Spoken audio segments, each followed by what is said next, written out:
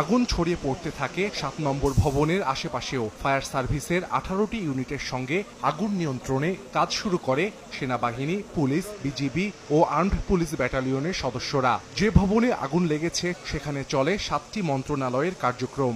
Electrical short circuit হতে পারে, এটা তো হয়তো পরে বোঝা যাবে। ফায়ার সার্ভিস তো কাজ করছে, আমাদের যৌথ বাহিনী আছে ভিতরে, রমনার উপ পুলিশ কমিশনার আছেন, তার নেতৃত্বে পুলিশের টিম আছে। আসলে এখনই সবকিছু তো বলা সম্ভব না, আগুনের পরে নিশ্চয়ই যখন ইনভেন্টরি হবে, তারপর দেখা হবে কি কি ক্ষতি হয়েছে, ওই সময় এই জিনিসগুলো বোঝা যাবে।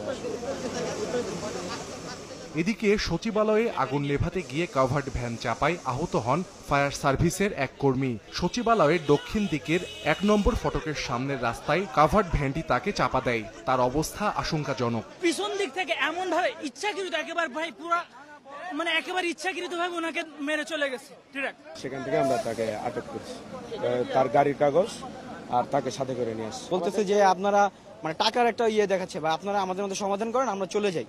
ওনাদের ড্রাইভার তারপরে বলতেছে ভাই আমাদের ওইখানে নিয়ে আমার মেরে ফেলবে, ভাই বের হয়ে যাবে। তো আমরা বলছি না, তুমি ওইখানে যাবা। ওরে বাইকের উপরে উঠে নিয়ে চলে আসবে। প্রাথমিকভাবে জানা যায়নি সচিবালয়ের 7 নম্বর ভবন